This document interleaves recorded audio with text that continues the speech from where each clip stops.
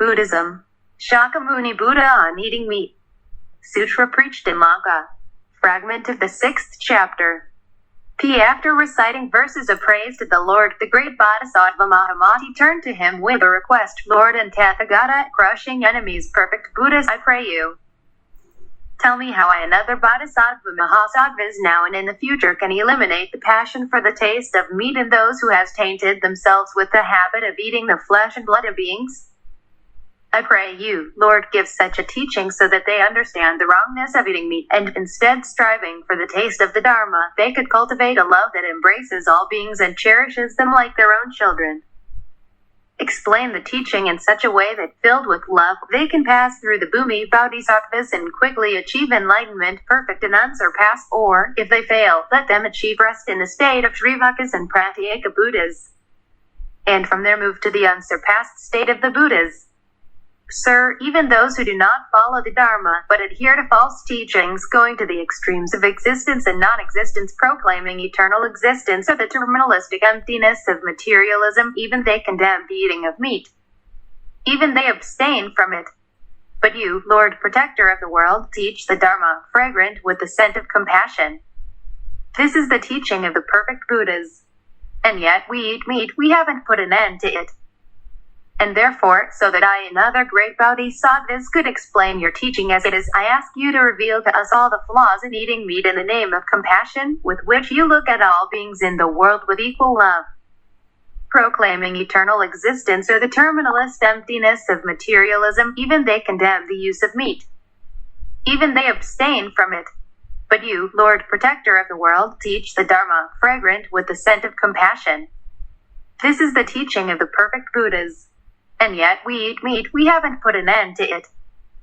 And therefore, so that I and other great Bodhisattvas could explain your teaching as it is, I ask you to reveal to us all the flaws in eating meat in the name of compassion, with which you look at all beings in the world with equal love. Proclaiming eternal existence or the terminalist emptiness of materialism, even they condemn the use of meat. Even they abstain from it. But you, Lord, protector of the world, teach Dharma, fragrant with the scent of compassion. This is the teaching of the perfect Buddhas. And yet we eat meat, we haven't put an end to it. And therefore, so that I and other great Bodhisattvas could explain your teaching as it is, I ask you to reveal to us all the flaws in eating meat in the name of compassion, with which you look at all beings in the world with equal love. The Master replied, Mahamati, listen carefully and remember what I say.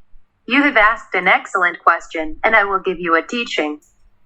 And the Bodhisattva Mahasattva Mahamati began to listen attentively to the Lord, who said, Mahamati, he said, a loving and compassionate Bodhisattva should not eat meat. There are countless reasons for this, I will explain only a few of them.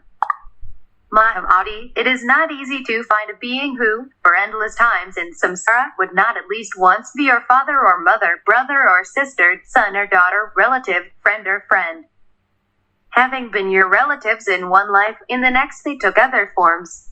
They became animals, while their domestic animals are birds.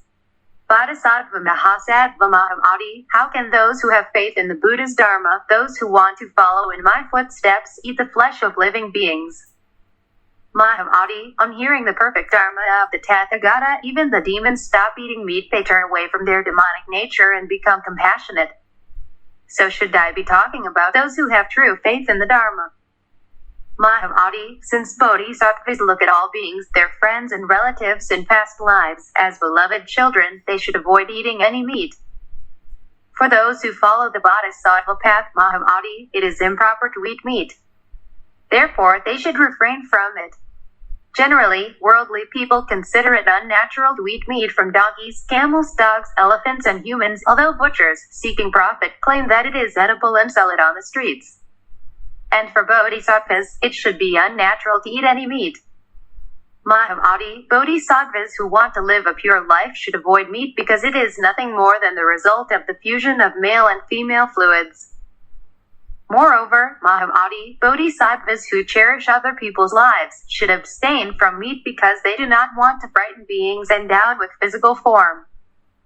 O Mahamati, dogs are terrified when they even see from afar butchers, fishermen, hunters and other outcasts, all those who eat dog meat. thinking that these people are coming to kill them. The dogs almost die of fear. Likewise, Mahamadi, when small animals living on earth, in the air or in water see, even if from afar, and catch with their subtle instinct the one who eats meat, they flee as quickly as a man would flee from a cannibal, dreading murder. Therefore, Mahamadi, in order not to become a source of terror, loving bodhisattvas should not eat meat. Ordinary beings, Mahamadi, who have not become Aryans, have a bad smell. The reason for it is the meat they eat. This is how they become repulsive. But the Aryans completely abandoned this food, and therefore bodhisattvas should also abstain from meat. Aryas, O Mahamadi, eat the food of the rishis. They refuse meat and blood, and bodhisattvas should do the same. Mahamadi, a compassionate bodhisattva who does not want to anger people who can then blaspheme my teaching, should not eat meat at all. So it is, O Mahamadi. Some people in this world criticized my teaching, saying, alas, what virtue are these people practicing? Their lives are not blameless. They rejected the food of the ancient sages and stuffed their stomachs with the flesh of creatures, instilling fear in the animals that live in the air, in water, and on earth. Exclamation mark. They wander around the world. Their virtuous practice has fallen into decay. They do not give up evil. They are devoid of both spiritual teachings and moral discipline. This is how people viciously condemn my teaching in every way. Therefore, Mahamadi, a compassionate bodhisattva who does not want to confuse the minds of people so that later they will not begin to despise my teachings, should not eat any meat. Bodhisattvas should abstain from meat. The smell of meat, O Mahamadi, is no different from the stench of a corpse. There is no difference between the stench of roasted cadaveric meat and roasted animal meat. Both are equally disgusting. And this is another reason why a bodhisattva, walking the path and striving for a pure life, should not eat meat at all. Likewise, Mahamadi, yogis living in cemeteries and in desert places inhabited by spirits, practitioners living in seclusion, and all those who meditate on kindheartedness, all those who chant the Vidya mantras, and those who wish to achieve that, however, in a word. All my noble sons and daughters who chose Mahayana understand that eating meat interferes with liberation. And since they want to benefit themselves and others, they do not eat meat at all. The consciousness of beings concentrates on their material form. A strong attachment to form takes possession of them, and in this way the beings identify themselves with their bodies. That is why a bodhisattva who practices compassion should abstain from meat. O Mahamadi, in order to avoid such things, a bodhisattva, one who is full of compassion, should never eat any meat. O Mahamadi, bodhisattvas shield themselves from all types of meat. Because those who eat meat already in this life, breathing becomes disgusting and fetid, their sleep is heavy, they wake up painfully. In their sleep, they have such nightmares that their hair stands on end. Once alone in secluded places or empty houses, they become victims of spirits that steal their life force. They easily fall into anger, given to sudden bouts of intense anxiety and terror. They lose their skills and dignity due to the fact that they greedily stuff their bellies to capacity. They cannot digest food, drink, and nutrients normally. Worms live in their insides, and they become victims of infectious diseases, leprosy, and other. However, they do not even think that the cause of the misfortunes surrounding them may be meat. I said that food can be either useful, like medicine, or disgusting, like the meat of children for food. Meat is the food of ordinary people, Mahamadi, but the Aryas reject it completely.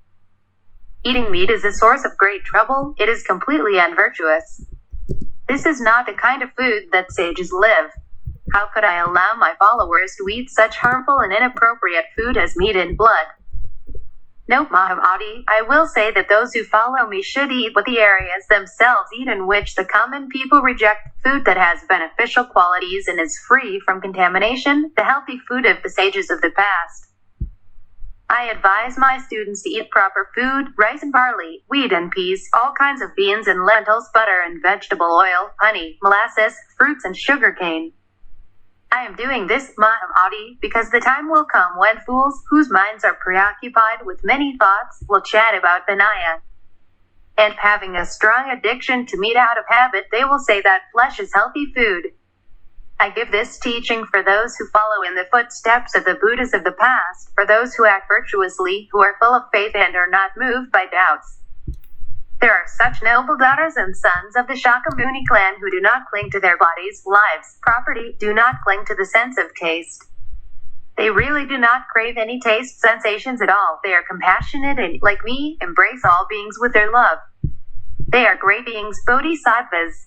All living things are dear to them, like their own lovely children. May they remember this teaching. Once upon a time, O Mahamadi, there was a king named Senchbansing. He was a meat-eater. To tell the truth, he adored forbidden meats and in the end began to eat human flesh. His family, courtiers, relatives, and friends all fled from him, as did the people who inhabited his city and his entire country. When everyone left him, he suffered greatly. O Mahamadi, even when in the past he became the ruler of the gods due to the ingrained inclination to eat meat, from time to time turned into a hawk and did many evil and cruel deeds, he even tore the chest of an innocent Shidan, a compassionate king, and thereby caused him great pain. Mahamadi, the habit of eating meat accumulated over many lifetimes is the cause of many defects and vices and the source of evil committed towards others, even if we were born as Indra. Mahamadi, there is another story about the ruler of the people who was carried away by a strong, uncontrollable horse so that he got lost and wandered in a desert area. To survive, he began to cohabit with a lioness, and soon they had children. Kangtra, the king's son, and his brothers, who grew up among the lions, ate meat.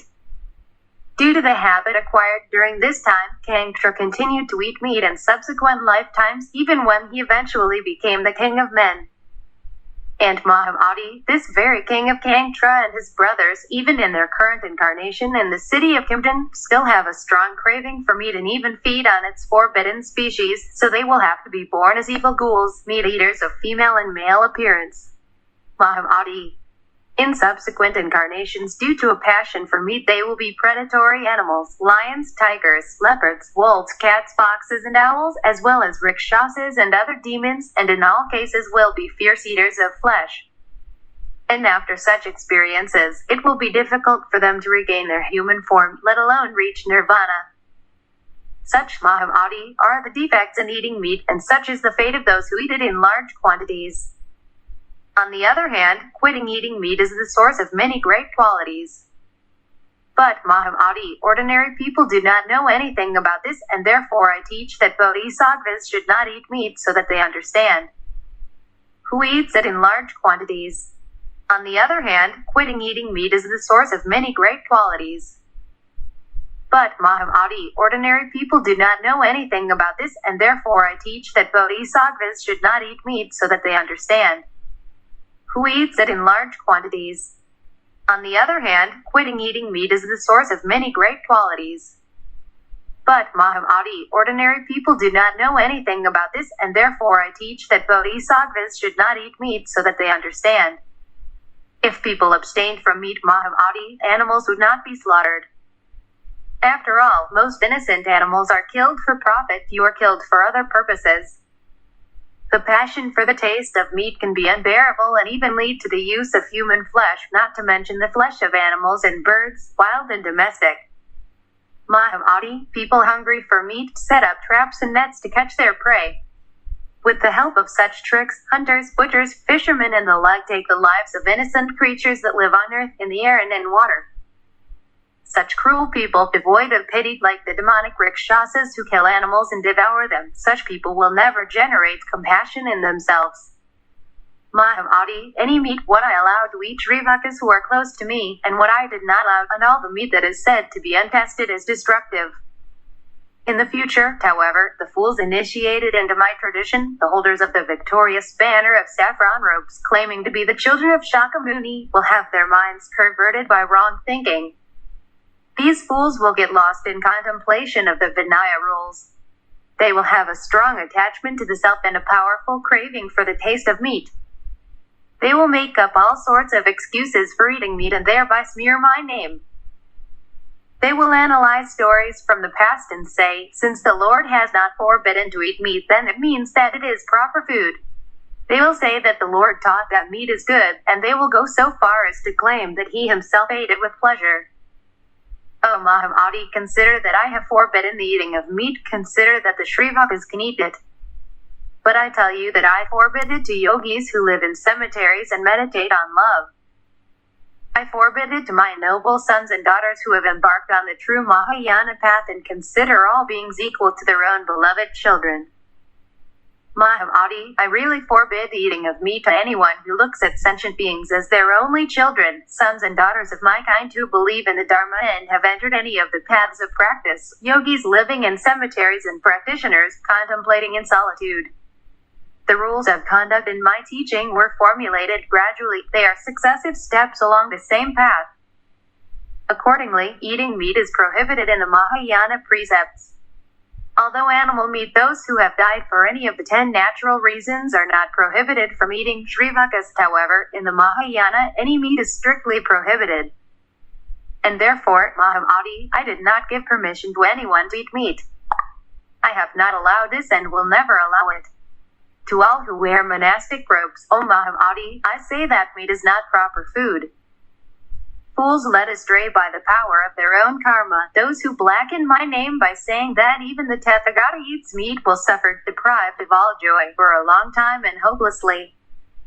Moreover, Mahamadi, my noble Sravakas, in fact, do not even eat ordinary food. How much less can they be pleased with such destructive food as meat and blood? O Mahamadi, Sravakas, Pratyeka Buddhas and Bodhisattvas all eat the food of the Dharma, which is in no way material. So what about Tathagata food?